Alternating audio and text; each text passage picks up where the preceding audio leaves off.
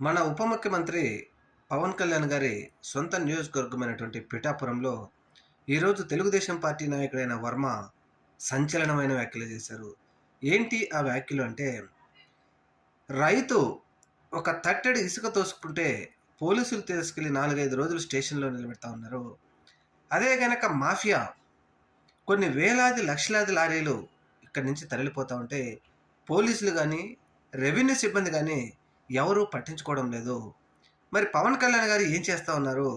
పవన్ కళ్యాణ్ గారు తన కోసం పనిచేసిన కార్యకర్తలకు, తన పార్టీ వాళ్ళు బాగుపడాలని ఈ ఇసుక మాఫియా, ఇసుక దందా జరుగుతా ఉందా అంటూ ఆయన లైవ్‌లో అక్కడికెళ్ళి చెట్లను కొట్టేసి అక్కడ ఉన్నటువంటి కొన్ని లక్షలాది లారీలతో ఇసుక తోడుతున్న విషయాన్ని ఆయన బట్టబయలు చేసి, దీని వలన కూటమి ప్రభుత్వానికి చెడ్డ పేరు వస్తుంది.